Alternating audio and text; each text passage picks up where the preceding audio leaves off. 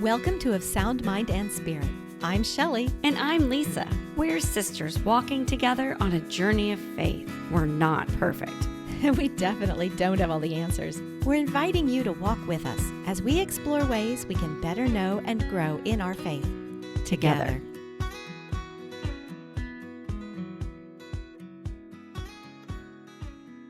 Welcome back to another episode from Of Sound Mind and Spirit. Hello, Lisa. Hi, Shelly. Hey, Lisa, you know what? Our listeners have heard us talk about this organization called SQPN for a long time now.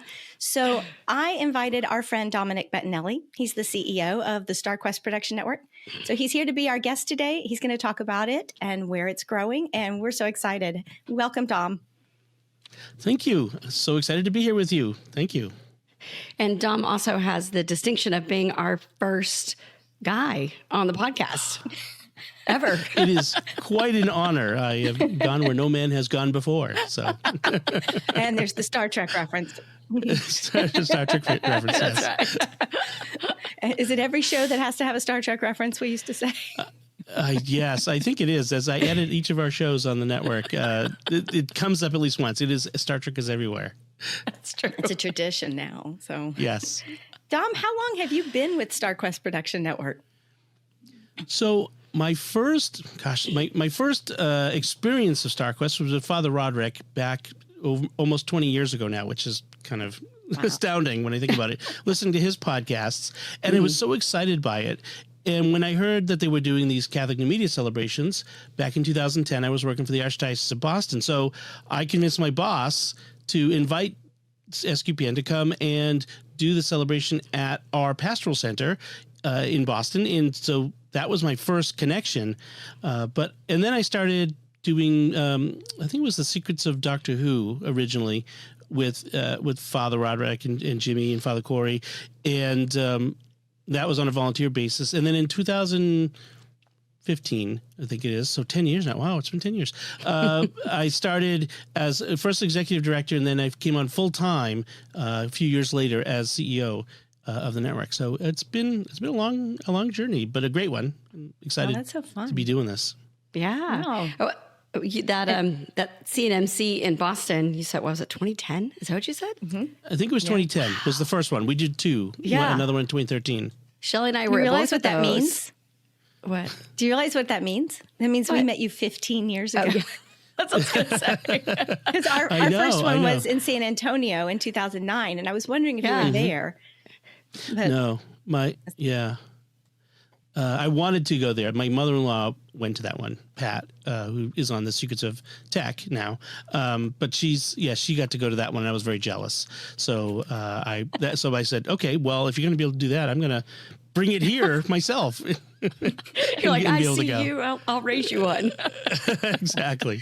And I loved that community, that gathering, all the people who are involved. There's so much cool stuff that came out of that CNMC in Boston alone. Every CNMC was fun, but there's so many cool things that came out of that. But all the people, everybody I met was so cool. It was so nice to meet all of these people that some I'd only heard on podcasts before, or some I'd never met before. And so it was really a great beginning of this, and kind of motivated me to I want more of this. I want to be more involved with this awesome community. I think that's what was so exciting back then. Podcasting was still pretty new, and it was this group of great Catholics who, let's learn it, let's try it out, and with all in the same goal of bringing people towards Jesus, but in so many different ways. Right. Yeah, it wasn't just let's get on and preach the gospel, It was a whole new frontier. Star Trek reference. But it was this whole open vista of possibilities. You could do anything. And Father Roderick really pioneered this idea of we can talk about pop culture stuff from a Catholic perspective. We didn't just have to be, stuff that's just about the faith is great. And we have some shows that are primarily faith related, but we can bring our faith to all areas of our lives. And that's kind of where SQPN got its mission of exploring the intersection of faith and pop culture. Because, lots of people love Star Wars, Star Trek, Stargate, Doctor Who, Tolkien's Middle Earth. I mean, that's a even more closely Catholic related topic. But there are these levels to them where we could take it, because wherever there is truth, goodness, and beauty, we can find God. And we can find truth, goodness, and beauty in all of these things. Not everything in these things are all truth, goodness, and beauty, but it's there, because wherever humans are, we bring Christ with us, in whether we know it or not. And so this was a way to kind of bring the faith into the public square, to show people, hey, faith isn't just something in a little box over here on Sunday. It's part of our whole lives. And so that was really I think the big thing that sets us apart from, what we're doing at SQPN from from so many other, not all, I think others have gotten the idea too, which is great. But from so many other Catholic podcasts, networks, and individuals. So for our listeners who don't know, can you give an example of some of the podcasts? Oh, yeah. So we have 13 podcasts, and they range from the Very Catholic, which is like Pray Station Portable, which is a daily Liturgy of the Hours or Divine Office, it's called both things, podcast. It's got 5 different opportunities for prayer every day. This is the prayer of the church, and that's been going on continuously every day for 20 years. Jeff Vista has done an amazing job. He's an incredibly dedicated podcaster, and he's handing over the reins after 20 years. He's retiring and handing over the reins to a new podcaster to take over, which is great. So it goes from that. We have Catholics of Oz, which is our friends down in Melbourne, Australia, who do a great job. We have a newer show, which is The Secrets of Vatican II, which is a daily podcast by Father Matthew Schneider, who's going through the documents of Vatican II every day. So we have very Catholic ones. We have Jimmy Akin's Mysterious World, where we look at mysteries from the faith and reason perspectives, natural and supernatural mysteries. We've just did one on the Amityville Horror. We do ones on. We also have Jack the Ripper, which is kind of like for April, we're doing a kind of a scary month, but we're also doing like upcoming the mystery of the year. Like, where do we get the idea of a year? 365 days. It hasn't always been 365 days the year. It's been lots of cultures have different things, and or we go into mysteries of like scripture, or mysteries like supernatural, like hauntings, Bigfoot, all that UFO stuff, all that crazy fun. It's mysterious. I find it fun. Y'all are talking about it. Exactly. The mysteries all over the place. So we do that, but then we do a lot of fandom sort of shows or genre shows. So we have, like I mentioned before, Secrets of Stargate, Secrets of Star Trek, Secrets of Star Wars. We do all the stars. We have Secrets of Middle Earth, Secrets of Doctor Who. I'm missing one. I got to look at my list because it was 13. Let's Science, which is a fun podcast that is kind of an offshoot of Catholics of Oz, because Caroline is a scientist. Caroline, who's on that show, is a scientist. And so they started doing these science segments. So I said, let's pull that part out and, keep it in your show, but we're going to excerpt that and make a separate show with just that segment to do, because science, Catholics and science. So lots of stuff like that. And then we have a general show called Secrets of Movies and TV Shows, where we kind of cover everything that isn't in the very specific shows.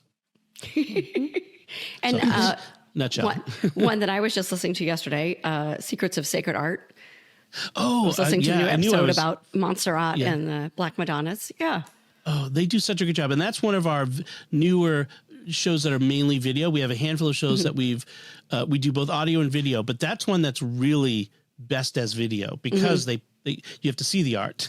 Right. I had to really switch. Get it. I was listening, and then they said something about YouTube, and I'm like, I had to switch over to YouTube so I could see the maps and the pictures, and because I've been there, and so I was really attracted to what are they going to say about it. So that was really cool.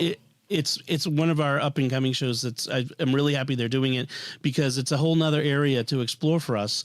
The art, and they're such wonderful artists, Alex and Catherine, and they do such a good job of of explaining the art, but the faith that's in the art. That's what's really important. It's not just about the art itself, but the faith that inspires the art and what the art can tell us about God. Again, where we find truth, goodness, and beauty in the art. So I love it, and they cover stuff that you know, but they get the little stories about things that you hadn't heard about, and I really appreciate that show. It's a really great show. But I've also been listening to the Vatican in a year, or Vatican II in a year. But I'm confessing I'm behind. Like I am so far behind. So when I listen to multiple episodes at one time, usually when I'm cleaning or, when your brain isn't engaged in something else, it's really good because you hear Vatican II I'm glad y'all are doing this, because Vatican II is something there's a lot of talk about these days, pros, cons, and I'll admit, I'd never thought to sit down and read the documents, or really investigate it for myself. And so to listen to Father Matthew talk about it, and he reads it and then he offers commentary, short little snippets each day. And I'm enjoying it. I'm learning a lot from it. Yeah. I don't think you need to listen every single day. I mean, I think it's sort of that's the gimmick is it's 365 segments. I don't know that there are people who do I'm sure there are some who do listen every day, but the great part of it is once it's recorded, it's there forever as long as we're around paying our server bills, but it's there for anyone to pick up at any time, and and that's why I keep emphasizing when I talk about it in our various media, whether our newsletters, whatever, to encourage people. You don't just because the year has started doesn't mean you've missed out. Just start at the beginning or start in the middle. Listen to a whole bunch at a time. I remember that's how I started too, because Lisa had introduced me. She'd been talking about Father Roderick and SQPN, but then she told me, they have this show called Secrets of Battlestar Galactica. And we were watching that actively at the time. And so I turned it on. And what I really appreciated is that there was something that was clean. There wasn't any foul language. There wasn't anything that kind of went into an area that I didn't want in my life or in my house. And I was hooked. And the podcast hosts, whose Jeff name's and Zena. Thank you. I had their last name, but it was like, sorry, Zena. They were so knowledgeable, and it was like being on the university campus again, talking about all of this culture and literature and how it applied and how it turned into it. I was hooked, just completely hooked. So much so that when I met them at the SQPN CNMC in 2009, I was like, oh, I'm your biggest fan. I know. I was kind of starstruck when I first met Jeff and Zena because they were so cool. I really enjoyed that podcast, and now it's fun because they live locally here to us, and so we're friends with them. We hang out there. Our kids see each other, so it's kind of fun. I kind of sometimes nudge Zena, hey, remember when you were that star, that celebrity that I was, I don't know if I've done that recently, but it's that's the thing is you get these folks on these shows, yourselves included, and it's genuine, it's authentic, and it comes from a place of, I think, of love. Why do everyone who does these shows, apart from me, I'm the only paid employee, everyone does it volunteer, and I super appreciate that. I super understand that the amount of time and effort that it goes into this, because you all are doing this out of love for Christ and love for others and love for these cool programs or movies or shows or stories that people have created for us. And so I think it comes across, and I agree. The great thing is that they're clean, that we endeavor to be positive. Not that we always have to, everything is always perfect, but we're also not like, there's a lot of negativity in fandoms now. And I don't know. I think because it drives engagement, outrage is clicks. But that's not us. I mean, we'll tell you if we don't like a thing. Sometimes those are the most fun episodes, actually. But we always find something that we like, and we always acknowledge we do these shows because we enjoy the thing that we're talking about in general, even if once in a while, something isn't as good as we'd like. Well, I love looking for hidden patterns and hidden little examples of things that you can glean out of why did they do it this way, and that to me is really exciting. I don't know. I have to confess, I don't listen to Lisa's Stargate because I've never seen the show. but I always, when I do something like Indiana Jones, I'm always trying to look into, well, what's an Easter egg that might be hidden there? Or what's the connection that maybe somebody didn't understand or catch the first time? And I have to say, I love all of the different podcast hosts, because we really only see each other when we're recording, but we have a way to communicate behind the scenes. And everybody's just been fantastic to work with. I mean, and that's it's just another way of connecting with people. So whether you're listening to them or whether you're interacting with them, you feel connected. Yeah. The great thing and the funny thing is, so I've met you all. I've met some of the other folks that we've done, but there's so many people that I podcast with that I've never been in the same room with. I've never been in the same state as Jimmy Akin. It's like, but we've worked together for so long. Oh, how fun! That surprises me. Our upcoming pilgrimage to Rome this summer will be our first time actually being in each other's presence, and I'm sure that will be that moment where I'm like, "Hey, Jimmy," because he's much taller than I am. So it's always that people are always taller than I expect, and I suspect that's because I'm so short. But but it is such a great community, very supportive. Even we have a Slack that we a little a message board that we use to communicate and organize, and we have such great connections. Because when people ask for prayers, it's not all business. We joke around or whatever, but it is such a great community of like-minded folks.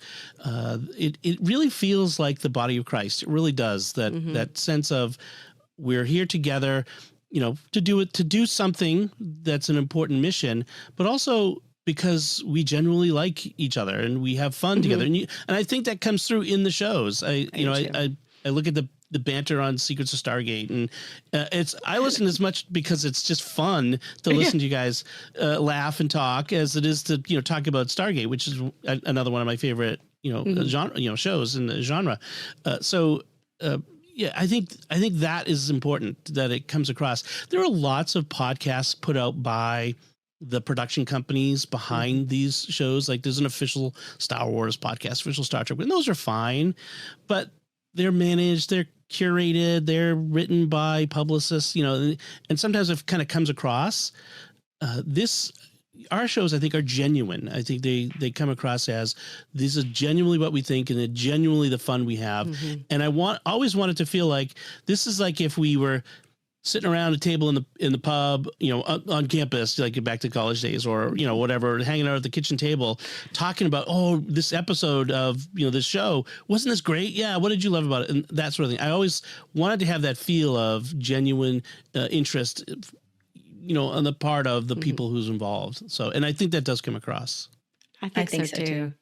It's funny when, so the Secrets of Stargate for me, when SQPN announced they were going to do it, it's funny, Shelly sent me a message, and my husband and I started watching Stargate when it first came out, and it was our show for years. My kids have grown up on it. They've seen the episodes multiple times. We have lots of cultural references that we make according to Stargate in our family. And I always felt very alone in that. Like I never knew anybody else who loved that show. So when Shelly sent me a message and she's like, SQPN is going to do Stargate. And she's like, you have to do it. And I'm like, there's enough people that like Stargate, especially 20 years later, because the show hasn't it aired first in 99, I think. So it was so funny.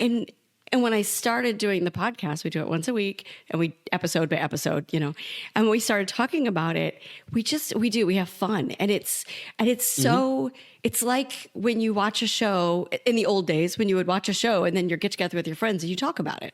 And I'm always so excited when we get feedback, and we get feedback almost every week. Good feedback, that there's other people who care about this show that I was obsessed with for so long. And I think the camaraderie between the four of us shows, and that we just did our 200th episode. I don't know, it's been like a month or so since it came out.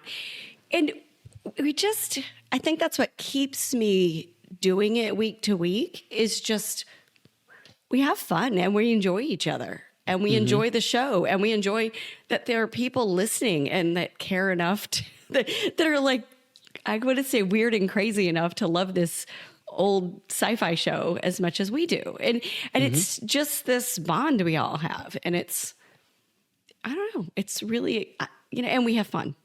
It's one of the great parts of fun. We have fun. of genre podcasting where we talk about like shows and things is, again, like you said, back in the day, you didn't know, like, especially pre-internet days, you know, you didn't know if anybody else, like maybe some of your friends you hung out with, you worked with, or you went to school with, maybe liked the show, but you didn't really know if other people. Star Trek was the first one that really developed this following, this general public following, and you had Star Trek conventions, which I've been to. One of these days, I can tell you some of my Star Trek convention stories from back in the day, where I embarrassed myself. Well, I'll just tell you quickly. I met Marina Sirtis, Star Trek conventions. Yes, that's an episode. Marina Sirtis, who was Deanna Troi on TNG, and I was 18 or something like that, and went to a convention. And I don't know where it came from, but I was like, when I met him, like, you're the most beautiful woman I've ever met. And of course, she was gracious and nice to this weird, nerdy kid. And she commented on my Spuds McKenzie shirt that I haven't thought of that in years. Denise Crosby had the same dog or something like that. I know, Spuds McKenzie, right? Talk about dating myself. Yeah. But same age. But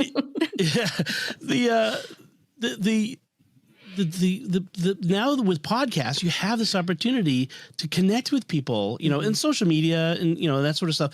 Connect with people who love these little things, these sometimes obscure things, like a sci-fi TV show that went off the air. Was it 18, almost 20 years ago now? Yeah. I mean, something like that. But people still love, and I think that is great. I love that, being able to do that, and I would love to do more of that, more shows. Bring back. I've talked to people about some of the old sci-fi channel shows like Warehouse 13 and Eureka, which were not. Yeah, they weren't high art, but they were fun. And I don't know if I don't know if there's a huge audience for any of those, but maybe there's enough for, maybe we could do a Secrets of Sci-Fi, of the old Sci-Fi channel or something. We could figure out what to call it, and just cover all of the shows, that were on there, like Sliders and, Oh, I haven't thought of that in years. Yeah. They're actually doing a reboot of that, which is interesting. They're rebooting everything, everything gets it. No new ideas. There's no original ideas. Yeah, right. But you're bring right, back Stargate. A lot of it is we keep hoping, but not really, because maybe they'll mess it up. So I don't know. Yeah, exactly. But a lot of these shows were more clean, more family friendly. I mean, I'll say less edgy. Everything nowadays I feel like has to be edgy and gritty and dark and grim. Yeah. And every evil character must have a backstory. And he's not really sort of evil. sympathetic. Yeah. The hero forced him to be evil. Yeah.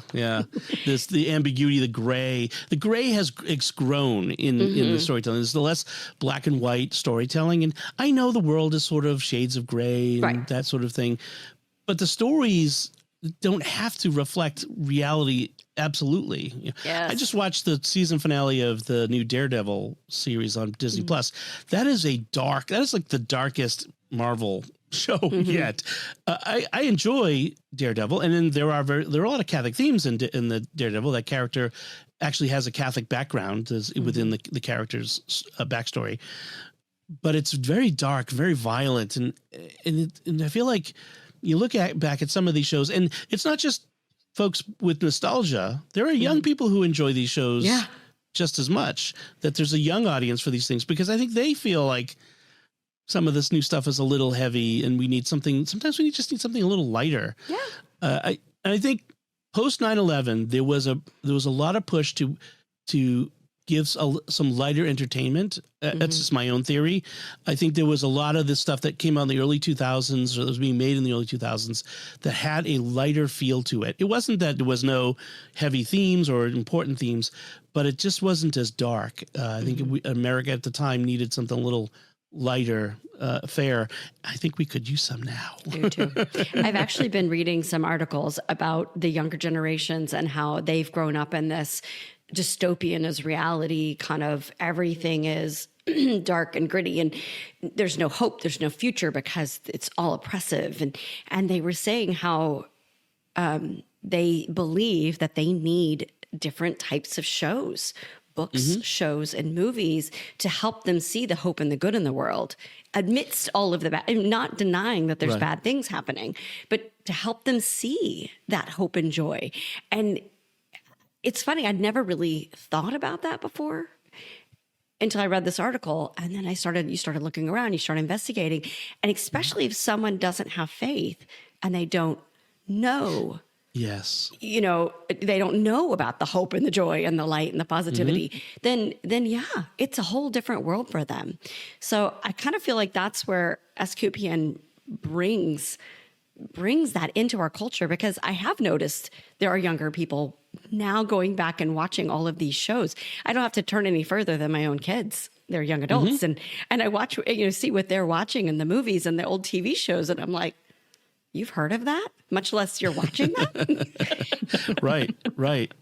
You look at shows that have been popular, like what made, say, The Mandalorian stand out when it came out. A big part of it was Grogu, like this cute, gorgeous little.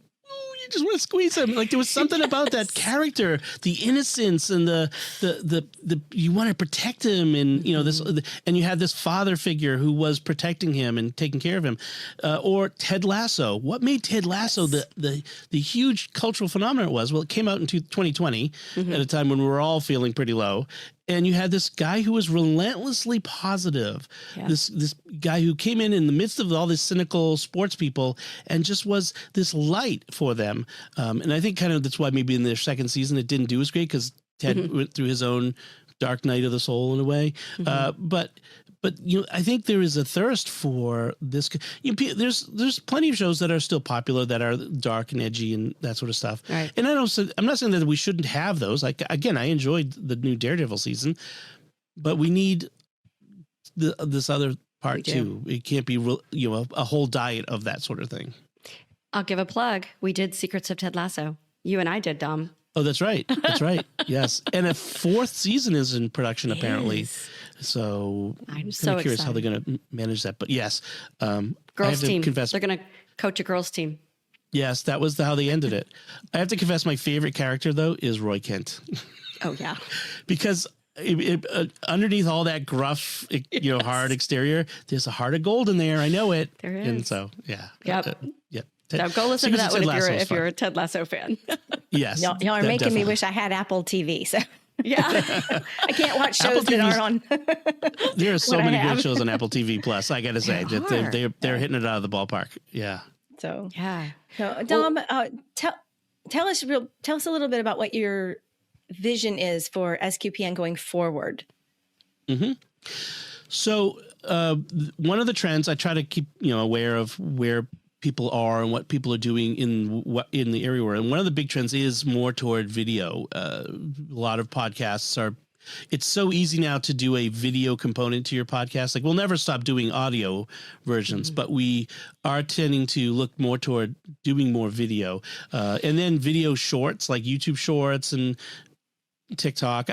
I'll be honest, I haven't installed TikTok on my phone. I don't want the Chinese Communist Party to have access to my phone. But we do post our clips from our shows on TikTok for those who partake. So we're going to be pushing more to that. Not that we'd be doing TikTok videos instead of podcasts, but trying to grow our audience by reaching people in these places. So there's that. We're always looking to add more shows. Like I would love to do a Catholic history podcast. For several years, we had American Catholic History with Tom and Noel Crow, which is a show I love. I think they hit it out of the ballpark. It was a great show. And they're continuing on to do their show independently, which was an amicable split. It was for various reasons they needed to take their show independent. Which is great. But I want to do a Catholic history podcast, maybe spanning the entirety of the history of the church. But I need someone to do it. I need a Catholic history expert. So that sort of thing.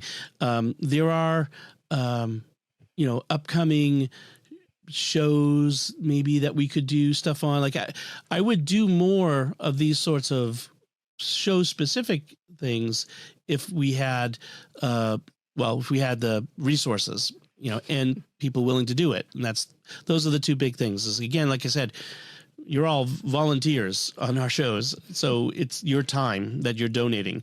And so we just need more people who are interested in doing this, who love the thing they want to talk about.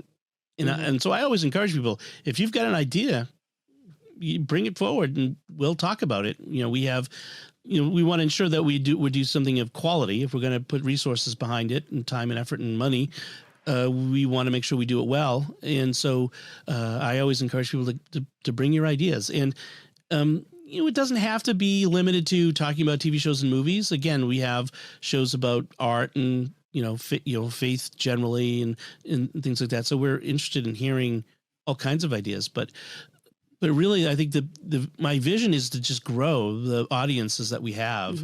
We're like Jimmy Akin's Mysterious World. Jimmy's YouTube channel is almost at 100,000, which is a milestone on YouTube. When you get to 100,000, they give you a big, silver play button that you can hang on your wall. And it's sort of, but beyond the button, we believe that everything's very secret about the algorithm. But the algorithm, I think, once you reach a certain level, starts pushing your show out to more people as a recommendation.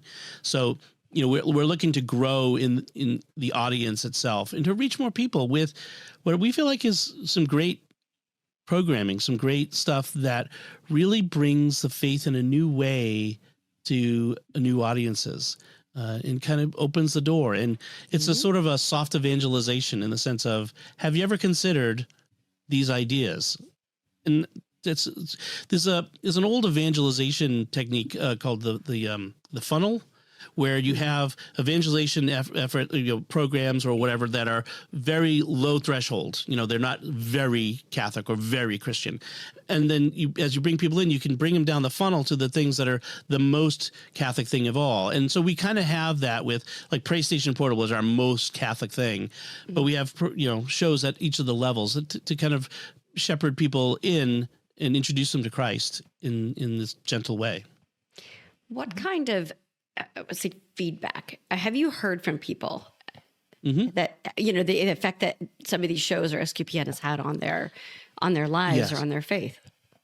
We've had dramatic feedback, like people saying I was an atheist or agnostic, or I was born Catholic and left, or whatever, who said, I listened to your shows, and as I listened, I eventually became convinced of the to go to check it out or to become Catholic, and people who have entered the church because of in part listening to one of our podcasts. Podcasts do make a difference, and I think it's important to also acknowledge that we form a relationship, sort of a para relationship with people, the listeners. Like I don't know all of our listeners, but they kind of know me. And so there's a connection there. And I think it's important to recognize that relationship, that connection we can form with people, a large audience. And I think people feel like when you're authentic, when you're real with them, they feel more connected to you. And, when I talk about my faith or faith related things, I'm not just a salesman. I'm not just throwing a pitch out there. I'm talking about something that's important to me. And I'm not imposing it on people. I'm just, you've come to listen to the show, and this is part of who I am. And I think that makes a difference with people, that authenticity. I agree wholeheartedly. So, well, Dom, I think we are to the point in our show where we move into a segment where we ask a question of you. Lisa and I, and I've struggled with this one because Lisa and I are sisters, and we always ask our female guests if they have a sister story to share with us that won't get them in trouble. I'm going to give you the option. I know you have both brothers and sisters, so I will let you choose whether you want to do a brother story or a sister story from your perspective that won't get you in trouble. Yeah. Oh, I'm not worried. So I'll get in trouble. That's fine. Jonathan Rumi straight up told me, nope, don't have any that won't get me in trouble. Sorry. My sister knows. I tell this story all the time. So I have a younger sister, Evelyn, and we call her Evie. She's always been a bit naive, credulous, easy to trick, which is fun when you're the older brother. And so many, many years ago, probably 30, 40 years ago at this point, my dad, who was a Navy veteran, took me and Evie and my older brother John to New London, Connecticut, which is where there's a U.S. Navy base that he had been stationed at. And there's a submarine museum there, U.S. Navy submarine museum. And he took us there. And as you drive up to the museum entrance, outside they have a mock-up of the nose cone of a Trident missile, from a nuclear missile, Trident nuclear missile, sitting on the lawn, so it looks like the opening, and then there's the nose cone there. And my brother John says, Evie, that's a real nuclear missile. She's like, no way. Like, yes. And then he walks up and he starts banging on it. And she's like, stop, it's gonna blow up. Like, no, Evie, they don't leave nuclear missiles laying around in the lawn of the submarine museum. But look, it's a bill of sale. It was like a piece of some sort of packing slip. And she's like, really? Yes, it's $4 billion. See? So yeah, that's my Evie. I have other Evie stories that I could tell that are a little off color, but so I won't go into those. Yeah, I can maybe tell you I have off, to ask, off. How old was she at that experience? Oh, we were teenagers. So, teenagers. Yeah. She was not little. She was a teenager. She's old enough to know better. Yeah. That's awesome. So, yeah, I'm 3 years older than she is. So we were close in age, and we were often cats and dogs. We were friends now, but back in the day, there was lots of, I'm telling mom. Yeah. Sort of that sort of relationship. I can't imagine. Anybody with siblings has that one. Probably. We had a working mom, and summertime, it was often, I'm calling mom. Don't call mom at work. That's true. Yes. That's very true. You don't want to get There's in more nothing trouble. I can do about it from work. Exactly. Okay. And then our second question we ask all our guests is, what saint is kind of walking with you right now in this season of your life? So I have long had a devotion to Blessed Pier Giorgio Frassati, who is going to be Saint Pier Giorgio Frassati this summer. I'm just going to miss the canonization by 2 weeks when I go to Italy, which we planned the trip before the canonization was announced. So that's fine. I'm just glad he's being canonized. And so back, almost 30 years ago now that I think about it, when I was a student at Steubenville, we had a presentation on campus by the Minister General of the Third Order Regular the Franciscans, whose miraculous healing was the cause for his beatification. And so he came to this presentation, and they had these beautiful poster boards that they hung up, these pictures of this young man from Italy, this young Italian man. If you don't know, Pier Giorgio was a Italian young man, lived in he died in 1923, I think it was, and in Turin, Italy, and was very vibrant. He was an outdoorsman, loved climbing mountains, having fun with his friends. One of my favorite pictures is of him arm in arm with his friends, a cigar in one hand and a glass of wine in the other. And, he just loved life, but he also loved Christ, and Christ in the poor especially, and was known for going out into serving the poor. When he died young. He contracted tuberculosis, I think it was. Now my memory's shot, but I think it was tuberculosis. Died during Holy Week. Basically wouldn't tell anyone that he was sick because his grandmother was also dying, and he didn't want to take attention away from her, and died on Holy Saturday of that year. And at his funeral, they expected, his parents were wealthy and powerful. They expected the elites of the city to show up, and hundreds of thousands of people lined the streets. The poor who loved this young man who didn't know he was a rich kid. So Pier Giorgio is just very close to my heart. I always have had this devotion to him. I set up the first website dedicated to Pier Giorgio back in 1996.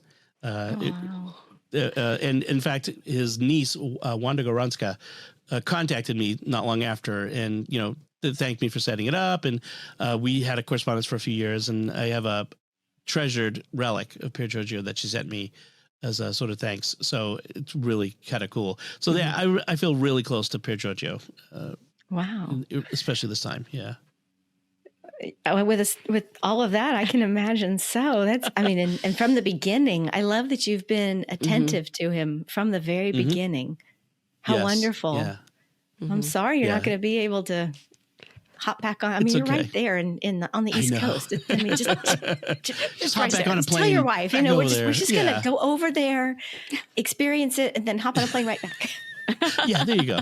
The nice thing is we're actually going to Assisi, and Blessed Carlo Acutis will have been canonized by that time. So we'll get to pray at his tomb in Assisi. So that's blessed soon to be Saint Carlo is really another newer saint that I really love his example, especially for young men right now. So I think between those two young men, I think we have two great young modern saints who can really model for especially men. I mean, women too. I mean, don't get me wrong, but I think a lot of young men need a Christian role model like these two young saints. So it's fantastic. I think they're coming out at this time, being canonized, both of them, for that purpose, because the world needs good Catholic boys to become good Catholic men and be strong in their faith in the face of everything that's going on in the world. Yes, definitely. The dough is rising. Some bread. I just had yeast and leaven, and that's the next segment. Proofing. Now we're going to ask you to cook something. Hey, could be an idea. Catholic cooking show, especially going video. Yep. Well, that's all I have for you today, Dom. Lisa, is there anything else? Yes, I want to. Well, one, thank you, Dom, for coming on. You're welcome. And two, tell people where to find you and the shows and the network and everything. Yes. That's very important. So you can find us at SQPN.com. It's 4 letters, SQPN.com. All our shows are there. You can find all our shows on all the podcast networks in the usual places. I apologize. I'm getting over cold, so I'm trying to deal with that. But all the usual podcast places, Spotify, and our YouTube channel is youtube.com/StarQuest Media. Awesome. And y'all even have a Discord channel. We do. SQPN.com/Discord. Come join what is almost always a positive community. Always a positive community. We make sure it's a positive community. Not always a positive. Yes. Even when we're hating on a show. No. Yes. No. I don't want to hedge my bets. It is one of the most positive, friendly places where you can gather in a social media type atmosphere. So come join us for that.